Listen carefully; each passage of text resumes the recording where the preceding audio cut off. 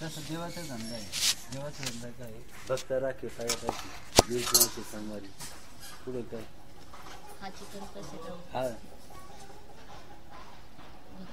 हा देवाचा धंदा आहे. देवाचा, परंतु देव चुकत नाही. देव कधी चुकला का? कोणत्या भक्ताला हाती घेऊन या, हाती घेऊन चक्र गदा, हा घेऊन चक्र गदा, घेऊन या चक्र गदा, हाची धंदा करीत असे भक्ता राखे पायापाशी आणि दुर्जयशी संवारी. देव कधी चुकला नाही. देव कधी चुकत नसतो. कधी कोणत्या भक्तावर संकट आलं देव धावून आला नाही असं कधी झालं कधी असं?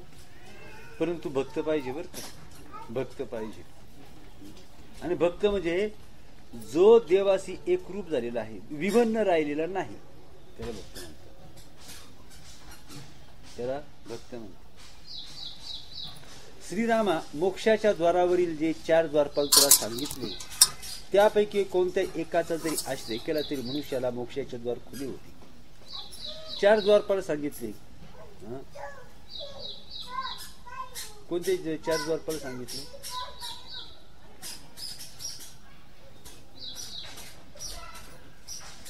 तर संसार ही एक मरुभूमी असून त्यामधून प्रवास करणाऱ्या मनुष्याचा प्रवास विषय सुखाबद्दल तृष्णा उत्पन्न झाल्यामुळे अत्यंत क्लेशकारक होतो. सगळीकडे विषयाची निंदा केलेली. म्हणून करायचं काय तर शरीराला अन्न द्यायचं, वस्त्र द्यायचं, निवारा द्यायचा, कामधंदा करायचा. साधू संतांनी कसा परमार्थ केला असा साधू संतांनी परमार्थ. म्हणजे त्यांनी आसक्ती बाळगली नाही. कुठं आसक्त झाली नाही. ते सगळं करीत होते परंतु चित्त भगवंताकडे होतं. म्हणून जनाबाई आणि नामदेव महाराज काय अनन्य भावाची भक्ती. अहो देवानं नामदेव महाराजांनी स्मरण करावं. देव विटेतून चतुर्भुज म्हणजे साकार रूप धारण, सगुण रूप धारण करून नामदेवाबरोबर गप्पा मारायच्या, जेवण करायचं, फिरायचं. काय पराकोटीची भक्ती असेल, पराकोटीची भक्ती असेल. नाम जनाबाईची पराकोटीची भक्ती होती. मग ते जगले नाहीत, मेले का ते? अन्न पाणी खाल्लं नाही त्यांनी, वस्त्र नेसले नाही. पण ज्याचा त्यांनी विचार करायचा आहे. परंतु शमरूपी चंद्राचे कोमल किरण त्यांच्यावर पडले असता त्याला सुख होते. एकदा धर्मराज नरकातून चालले होते, माहिती आहे ना? धर्मराज सहज चालले होते, फेरफटका मारत होते, नरकातून चालले होते. तर असे नरकातून जात असताना असे जे त्या नरकामध्ये पडलेले जीव होते, दुःख भोगत होते. तर त्या धर्मराजाच्या अंगावरचं वारं त्या लोकांच्यावरून गेलो. त्यांना इतकं सुख झालं, हजारो चंद्रांची शीतलता प्राप्त व्हावी तसं त्यांचं सर्वांग शीतल झालं, अत्यंत सुख झालं. त्या सुखानं ते अगदी तृप्त झाले आणि एकच अंगावर लहरी आली. परंतु किती शेकडो वर्ष ते सुख भोगत होते, शेकडो वर्ष ते सुख भोगत होते. नुसत्या धर्मराजाच्या अंगावरचं वारं त्यांच्यावरून गेलं तर सगळ्या दुःखाचा नाश झाला आणि परम सुख ते भोगू लागले. म्हटलं कोण महात्मा इथून गेला? पाहिलं का काय आहे त्यांचं? अंगावरचं नुसतं वाऱ्याने जर एवढी माणसाला शीतलता प्राप्त होते नाही का? परवा तुम्हाला सांगितलं त्या हनुमंतानं दुंदुभी राक्षसाचा वध केला. सगळं सरोवर रक्तानं भरून गेलं. करायचं काय? माता ऋषीने सांगितलं. काय सांगितलं? शबरीच्या पायाचं तीर्थ बरं का. पाय म्हणजे पवित्र असतात का? जे कुठे घाणीतून चालत येतात, घाणीतून गुणीतून येतात, जरा घाण तुडवीत येतात आणि घाण तुडवलेले जे पाय त्याने धुतलेले पायात ते पाणी त्याला तीर्थ म्हणतात. पाहिलं काय कल्पना आहे? ते तीर्थ म्हणजे ते सुद्धा पवित्र असतं त्यांचं. घाणीतून तुडवलेले पाय आणि घाणीतून तुडवलेले ते पाणी ते सुद्धा पवित्र. आता बाकीचं काय, बाकीचं वर्णच करायला नको. मग ते पाणी शबरीच्या पायाचं तीर्थ त्या सरोवरामध्ये शिंपडलं. सगळं पाणी स्वच्छ स्फटिकासारखं झालं. काय त्या भक्तीचा महिमा, भक्ताचा महिमा. आपण आपल्या प्रपंचासाठी तू का म्हणे कार्य नाशिवंतासाठी देवा सभे तुटी पाडतोशी. देवाच्या सख्यत्वासाठी पडाव्या जीवलगांच्या तुटी. तुका म्हणे तुझं सोडविना कोणी एका चक्रपाणी वाचून ये. आपण काय करतो, ही संत गोष्टी नसतात ना, ही अशी, आणि मालक सापडत नाही किंवा मालकाला पत्र दिलं जात नाही, त्या पत्राला नॉट पेड शिक्का मारतात, पुन्हा ज्याचं त्याला पाठवतात. ते पत्र ज्याचं त्याला पाठवतात नॉट पेड, म्हणजे मालकाला पत्र दिलं नाही, ते नॉट पेड. त्याची संतांची प्रमाणे नॉट पेड रिटर्न पुन्हा मागे येतात. ही प्रमाणे दिली पण नॉट पेड म्हणून रिटर्न मागे आली. अर्थ कळला? Not paid. हे तुमचं ज्ञान तुमच्याजवळ, तुमचं ज्ञान तुम्हाला लखला. देव न लगे आठवणीचे जागे. अहो इतकं चांगलं तुम्हाला सांगतो. ज्याला विनाश आहे ना, संसार मज न करणे सर्वथा परमार्थ पुरता हाती घे. पुढं काय आहे, अर्धा क्षण घडता संतांची संगती तिने होई शांती मत बापा, नाही का.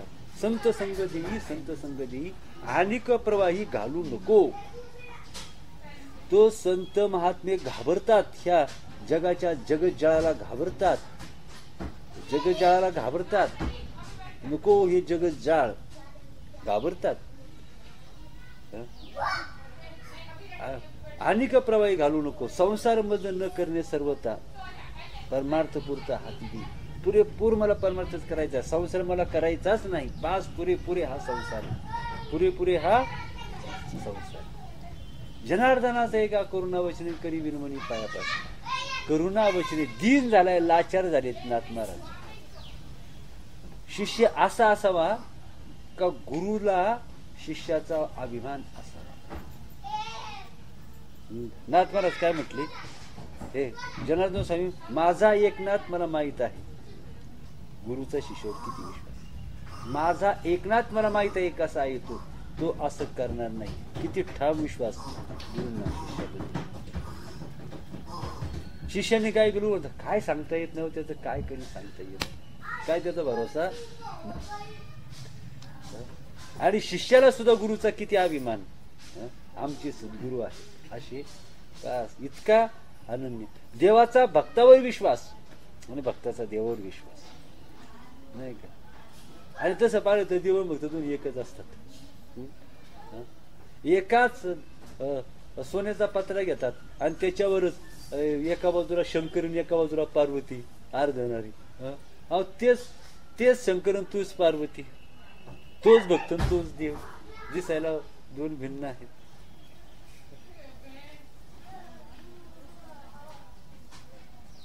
शमाने मोक्ष प्राप्त होतो, तर शम हेच परमपद आहे. तुम्हाला सांगतो, वैराग्य हेच परमपद आहे, विचार हेच परमपद आहे. वैराग्य प्राप्त केलं का त्याला काही मिळवायचं राहिलं नाही. शम हा शिव आहे, शम ही शांती आहे व शम हे सर्व भ्रांतीचे निवारण करणारे साधन आहे. शम म्हणजे काय? शम म्हणजे म्हणून मनाचं ऐकायचंच नाही, आपण ठरवायचं मनाला आपल्या ताब्यात. मग तुम्हाला सांगतो, गाडीला ब्रेक नसेल तर काय होईल? गाडीला जर ब्रेक नसेल तर काय होईल? बैलाला जर व्यसन नसेल तर काय होईल? इथं जे टोचतात, इथं टोचतात, मग गाडीला ब्रेक असतो, बैलाला व्यसन असते. रोडला स्पीड ब्रेकर असतात, नाही का. त्याला शम म्हणतात. बरं, त्याला काय म्हणतात? शम. डोंगरावर अशा ताली असतात, ताली माहिती आहे का? ताली माहित असत. ज्याचा अंतरात्मा जो शमाच्या योगाने तृप्त झाला आहे, ज्याचा अंतरात्मा शांत झाला आहे व ज्याचे चित्त शमाने अत्यंत निर्मळ झाले आहे, त्याचे शत्रू सुद्धा मित्र होतात. कारण तो जर पाहिलं तर मला एक सांग का, संत सगळ्या जगाचं कल्याण करतात, ते शत्रूचंही कल्याण करतात. त्याला शत्रू नसतोच, त्याच्या दृष्टीने शत्रू नसतो, पण शत्रूला ते जगाला ते शत्रू वाटतात. म्हणजे दुष्टांना ते कसे असतात तुम्हाला सांगतो. चोराला संत आवडतात का? दारुड्यांना संत आवडतात का? पाकिट मारायला संत आवडतात का? ज्याला लई हे करायचंय, एक बकरू एका जत्रेला पुरत नाही. त्यांना संत नाही आवडत. मग संतांचे शत्रू कोण असतात? म्हणजे संत त्यांचे शत्रू नसतात, पण ते संतांचे शत्रू होतात. अर्थ कळला का तुम्हाला? संत त्यांचं कल्याणच करतात, परंतु त्यांना ते पेलवत नसतं. त्यांना ते पेलवत नसतं आणि म्हणून त्यांना ते शत्रू भासतात. त्यांना ते परम कल्याण. अहो तुम्हाला सांगतो, लोक परीस आहे ना, परिसराला लोखंड लाच जरी घातली तरी त्याचं सोनं होतं. लय प्रेमाने भेटलं तरी सोनं, आणि रागाने लाच जरी घातली तरी त्याचं सोनंच होतं ना. तसं संतांनी रागाने जरी कोणाला जवळ केलं तरी त्याचं जरी कल्याण. 4 शिव्या जरी दिल्या, अहो त्याचे शब्द म्हणजे वीर आहेत. ज्ञान अमृतवाणी आहे. अमृत कधी माणसाला मारीन का? आणि विष कधी माणसाला जगवीन का? ते कल्याणच करतात, परंतु त्यांची बुद्धी आपल्याला कळत नसते. आपल्याला ते दुष्ट वाटतात, आपल्याला ते शत्रू वाटतात, कारण आपली बुद्धी तत्वाच्या विरोधात असते आणि म्हणून आपल्याला ते शत्रू वाटतात. ते सगळ्या जगाचे मित्र येते, सगळ्या जगाचे ते कल्याण करतात. चोरांना पोलीस आवडतो का? जनतेला, सगळ्या जनतेला पोलीस आवडतात, पण चोरांना पोलीस आवडतो का? पोलिसांना कोण शिव्या देत असेल? जे धाबेवाले आहेत ना ते शिव्या देतात, जे दारूचे अड्डे आहेत ते शिव्या देतात, जो चोर आहे ते शिव्या देतात. सामान्य जनता पोलिसांना शिव्या देते का? पोलीस हे सामान्य जनतेचे मित्र आहेत, पण यांचे काय आहेत? तसे संत आहेत. संत हे सगळ्या जगाचे मित्रच आहेत. आता हे पोलीस कोणा करतायत? सगळ्यांच्या करतायत. एकदा चोराच्याच घरी चोरी झाली. चोराच्याच घरी काय झाली? चोरी झाली. सगळा चोरलेला माल सगळा जाय उचलून, आणि तो पोलीस मला, तुम्ही काय काम धंदा करता का नाही म्हटलं काय? चोर पोलिसाला म्हणायला लागला, तुम्ही हे कळत नाही बरं का. कोणती आई मुलाच्या विरोधात असते, पण जे पोरगा अभ्यास करत नाही, जे उन्हाणक्या करतं, त्याचं आईचं कधी पटत नसतं. बरोबर आहे? जे कधी घरात उभं राहत नाही, कायम कोण त्याला कोणत्या कुठंतरी उलटलेलं असते, त्याचं आई बापाचं पटतं का? नाही पटत. आणि तो म्हणतो माझे आई बाप असे आहेत ना, मी पक्ष बसल्या माझ्याबद्दल. अरे तू मूर्ख आहे. आई बाप नाही, आई बाप चांगलेच आहेत. कोणते आई बाप? तसे संत त्याच्यावर असतात. चंद्रोदयाबरोबर क्षीरसागराला भरती येऊन त्याला परम शुद्धता येते. त्याप्रमाणे ज्या मनुष्याच्या अंतःकरणात ज्ञानाची शांती प्राप्ती आली आहे, त्याचे चित्त परम पावन होते. ज्ञान हे तयार आहे. ज्ञान हे तयार आहे, फक्त झाकण काढायचं. तुम्ही बाटली घेतली आणि असे वतायला लागली, कसं काय पडायचं? कसं काय पडायचं? झाकण काढायला नको. ज्ञान म्हणजे बंद बाटली आहे, बंद बाटलीमध्ये ज्ञान आहे. तुला माहितीये का? सोडा वॉटरची बाटली माहितीये ना? ती सोडा वॉटर बाटलीत झाकण काढलं का पहिल्यांदा काय होतं? फसफस. तसं ह्या बाटलीचं झाकण निघालं फसफस. तुला म्हणजे ते झाकण निघाल्याचं लक्षण. हे कशाचं फसफस कशामुळे होतं? हे झाकण काढले नंतर नाही होत. नंतर नाही होत. एकदा ते शांत झाले ना, मग प्रबोध दिला जातो, मग नाही होत. पण ते प्रबोध देईपर्यंत हेच करीत राहतो, नाही का? प्रबोध बसेल नाही का? 17 उड्डाणे हुंकार होत. 17वे उड्डाण हुंकार वदनी. 17वे उड्डाण बरं का? 17वे उड्डाण नाही, 17वे उड्डाण हुंकार वदनी. करी डळमळ भूमंडळ, हे सगळं हादरायला लागतं. करी डळमळ भूमंडळ, सिंधू जळ गगनी, कडाडे ब्रह्मांड, धोका त्रिभुवनी, सुरवर निशाचर त्या झाल्या पळणी. हनुमंत यायला जागा झाली काय? विवेक. नामाची पॉवर आहे, आणि म्हणून तर आपला परमात्मा चोख आहे.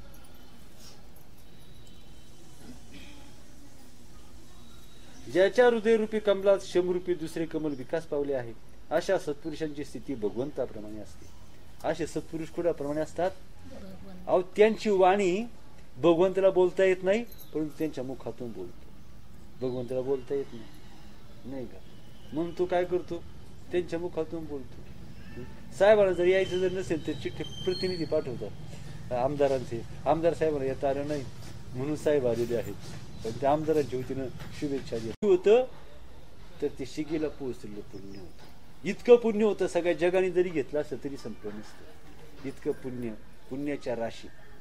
म्हणून काल सांगितलं भगवंताच्या भजनानं काय मिळतं. तुमचे वडील तुमचे आई देऊन देऊन काय देणार आहे. देऊन देऊन काय देणार आहे. 4 एकर जमीन देतील किंवा 100 एकर जमीन देतील याच्यापेक्षा काय देतील जास्त. 500 एकर जमीन देतील याच्यापेक्षा जास्त काय देतील. पण कृपादान केले संतील कल्पांती सरेना. एक पिढीलाही सुद्धा पुरत नाही. आई बापाचं देणं एका पिढीलाही पुरत नाही. आणि एवढं असूनही हाल चुकत नाहीत. कुत्रेही हाल खात नाही. एवढे हाल होतात का कुत्रेही हा काय खात नाही म्हणतात. ते काय खात नाही. खरं म्हणजे काय असं एवढं म्हणजे हे देणं आईबापाचं देणं हे देणं असं असतं. हाल काही चुकत नाही किती देव द्या. पण संतांचं कृपादान केले संतीन कल्पांती सरेना. संतांचं देणं असं आहे.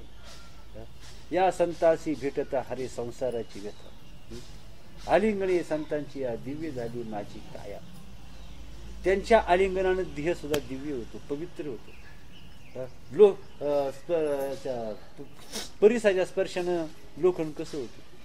मग त्यांच्या स्पर्शानं काय होतं. आलिंगणे सुख वाटे. त्यांना आलिंगन दिलं की काय होतं. सापाला आलिंगन द्या वाघाला आलिंगन द्या आणि दुष्टाला आलिंगन द्या. दुष्ट आलिंगन तर जे खिसे कापू असतात ना आलिंगन देता देता खिसा मारतील. आलिंगन हो ते संस्कार लय वाईट असतात. एक जण जन्माला आला दवाखान्यामध्ये त्याचं डिलिव्हरी झाली त्या माऊलीची. डिलिव्हरी झाली ना माऊली सुखरूप बाळंतीन झाली. बाळही सुखरूप होतं पण त्याच्या मुठ्या अशा जाम होत्या. मुठ्ठील्या ते मुठ्ठी चुकलं ना काही केलं. सगळे काळजीत पडले. म्हटले पोराचं असं काय पोरग. म्हटलं असं का पोरग. जन्मताच त्याच्या मुठी मिटलेल्या आहेत. त्यांनी आठवकाळ प्रयत्न केले पण ते जाम मुठी जोडले ना. मग मोठ्या प्रयत्नाने काढल्या तर त्यात अंगठी होती आणि ती नर्सची चोरली होती. डिलिव्हरी करता करता नर्सची अंगठी मारली त्या बाळाने. मुठी चुकलं ना. पहिलं का परत काय बोलाव. जन्माला आल्यावर पहिला मारुतीनं जे जन्माला आलं ना तर तेच सूर्यापर्यंत उडी मारली. याने जन्माला आल्याबरोबर जी नस त्याचं डिलिव्हरी करत होती तिचीच अंगठी त्याने मारली. मुठच सोडी ना. काय आता कसे जन्माला येतात काय काय मोठं न बोली अलकाताई हे असं असत.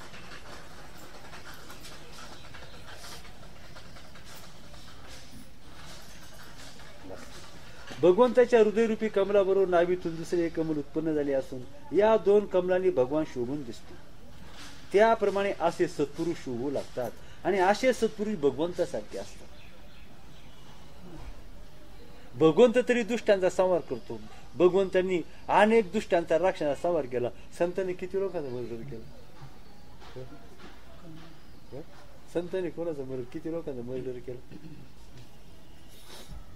ज्यांच्या मुख कमलावर शमरूपी चंद्राचे तेज चमकू लागते असे पुरुष कुलदीपक असून ते आपल्या ठिकाणच्या सौंदर्याने सर्वांचे मने आकर्षित करून घेतात व जगाला सर्व काळी वंदनीय होतात. शमरूपी संपत्तीने विराजमान होणाऱ्या पुरुषाला साम्राज्य संपत्तीमध्ये आनंद वाटेनासा होतो. ज्याच्या ठिकाणी विवेक वैराग्य ना. जनक राजा एवढं राज्य होतं परंतु लोकांनी म्हणायचं जनक राज्य होता आणि त्याला राज्य होतं. तो भिकारीच होता. एखादा भगवत भक्त फार श्रीमंत जरी असला तरी तो भिकारीच असतो. तो कसा असतो. भिकारीच असतो. होईना भिकारी पंढरीचा वारकरी. जगात जी शारीरिक आणि मानसिक दुःखे आहेत ती सर्व दुःखे शांतचित्त झालेल्या मनुष्याच्या ठिकाणी तृष्णेसह नष्ट होतात. सगळी दुःख जसा सूर्य उगवला की अंधकार नष्ट होतो तसा ज्ञान सूर्य उगवला का त्याची सगळी दुःख नष्ट होतात आणि चिरशांती त्याला मिळते. चिरशांती त्याला शांती कशी मिळते. अखंड ती शांती कोणीच त्याचं सुख कोणी हिरावून घेऊ शकत नाही. तो सुखच होऊन जातो. शांतीच होऊन जातो. शमसंपन्न मनुष्याला पाहून जितका आनंद होतो तितका चंद्र दर्शनामुळे होत नाही. लोक चंद्राचं दर्शन घेतात चतुर्थीला, नाही का? आणि म्हणून अशा पुरुषाला पाहून आनंद होतो. आणि ज्याला आनंद होतो तो सत्पुरुषच असतो, बरं का? संतांना पाहून ज्याला परमानंद होतो तो सत्पुरुष असतो. पुरुषाला पाहून कोणाला आनंद होईल? ज्याचं 7 तोळ्याचा दागिना मारलाय त्याला पुरुषाला पाहून किती आनंद होईल. आणि ज्याने 7 तोळ्याचा दागिना मारलाय त्याला काय होईल? पोलीस त्याचा कर्दनकाळ असतो. चोराचा कर्दनकाळ पोलीस असतो, परंतु जनतेचा पोलीस हा मित्र असतो. तसं संत सगळ्या जगाचे मित्र असतात, परंतु दुष्टांना ते शत्रूसारखे वाटतात. ध्यानात आलं का? का आता काय नाही.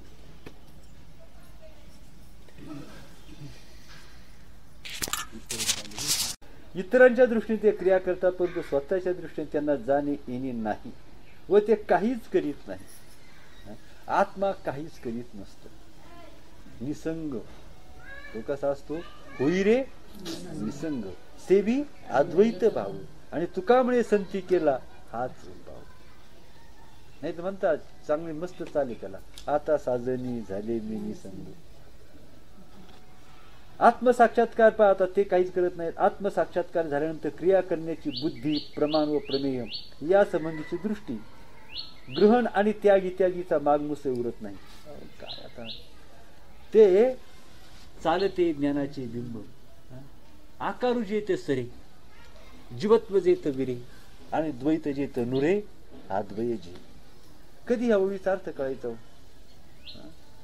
आकारू जेत सरे, जीवत्व जेत. इतर साधू संत रांगतात. चित्तात ब्रह्मानुभवाची शांती बांधल्यामुळे, काय सुंदर वाक्य आहे. चित्तात ब्रह्मानुभवाची शांती बांधल्यामुळे सर्व इच्छांचा त्याग झालेला असतो. तो कशी त्याग करीन? एक वैद्याची पोरगी होती, ती राजाला आवडली, राजाच्या मुलाला.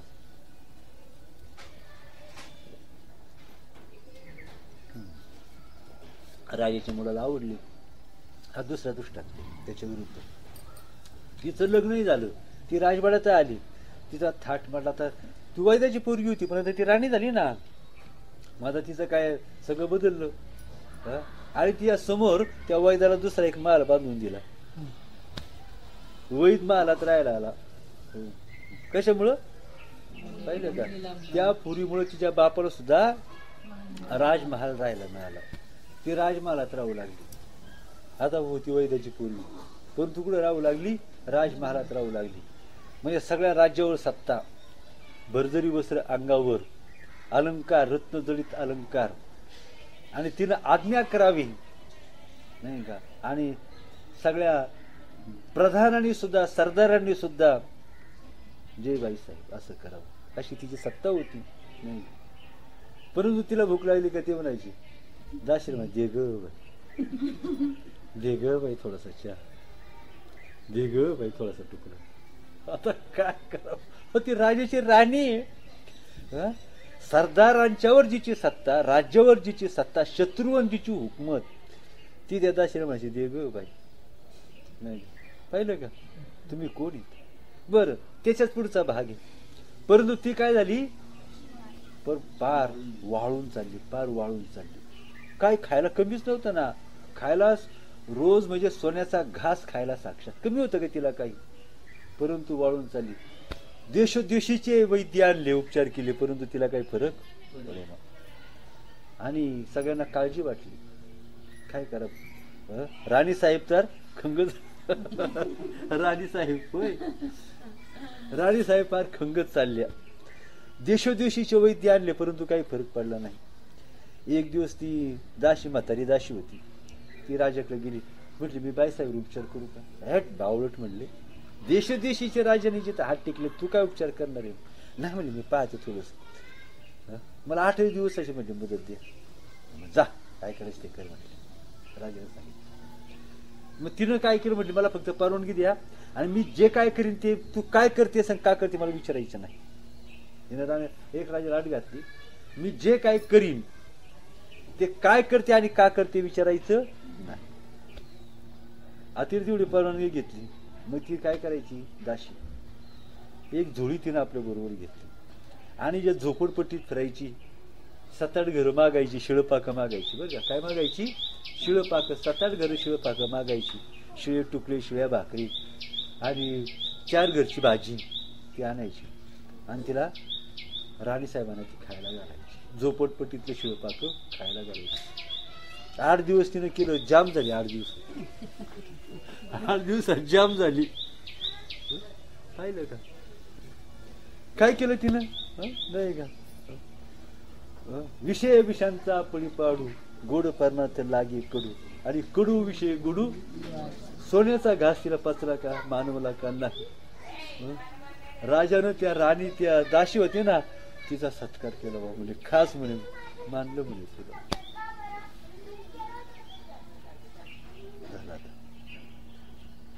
चित्तात ब्रह्मानुभवाची शांती बांधल्यामुळे सर्व इच्छांचा त्याग झालेला असतो. खरंच ही ब्रह्मस्थिती साधी आहे का ब्रह्मस्थिती. अहो कोटी राज्य जिथं फिके असतात, कोटी अनंत कोटी ब्रह्मांड जिथं फिके असतात, ही ब्रह्मस्थिती आहे. आणि डुकर कशाची इच्छा करतात, गटरातल्या पाण्याची, गटरात लोळण्याची इच्छा करतात डुकर. ही ब्रह्मस्थिती सोडून बाकी त्रिभुवनात ये लोकापासून ब्रह्म लोकापर्यंत कशाच्या इच्छा करा, हे गटरच आहेत, गटरच ती सगळी. पूर्ण चंद्राच्या ठिकाणी शीतलता असते, त्याप्रमाणे तो पूर्ण सुखी झालेले असतात. पूर्ण चंद्राच्या ठिकाणी असणारी अमृत त्याच्या ठिकाणी मावत नाही. बापरे, चंद्राच्या ठिकाणी तो सगळ्या जगातल्या सगळ्या वनस्पतींचं पोषण करतो, अमृताचा वर्षाव करतो, आणि चंद्रा ठिकाणी चंद्रामृत सुखी सेव गेलं. चंद्रामृत सुख सेवन करता येईल का, त्याला वनस्पतीची जात व्हायला पाहिजे, तेव्हा ते चंद्रामृत ग्रहण करता येतं. त्याला चकोरच व्हायला पाहिजे, तेव्हा ते चंद्रामृत ग्रहण करत. चकोराला वनस्पतीलाच दोघांनाच ताकद असते चंद्रामृत ग्रहण करण्याची. फुलात मध बनवण्याची ताकद एखाद्या आहे कोणाला नाही. मग चंद्रामृत सेवन करणं. परंतु ते आता असा आत्मज्ञानी महात्मा जो असतो, तर तो काय असतो, तर चंद्राच्या ठिकाणी असणारं अमृत हे त्याच्या हृदयकाशात मावत नाही, त्याच्या देहामध्ये ते अमृत मावत. अर्थ कळलं काय, काही कळलं का. ते अमृत त्याच्या देहामध्ये तुडुंब भरलेलं जातं, आणि म्हणून पवित्र तो देह. आणि त्याची वाणी कशी असते, त्याची वाणी म्हणजे तो काही कन्नड बोलतो का, तो कन्नड बोलतो का, अहो तो शिव्याच घालतो, परंतु त्या शिव्यात अमृत असतं. त्या शिव्यात काय असतं, कासवीच्या दृष्टीत अमृत आहे. हे कोण ग्रहण करतं, कासवीची पिलंच ग्रहण करतात.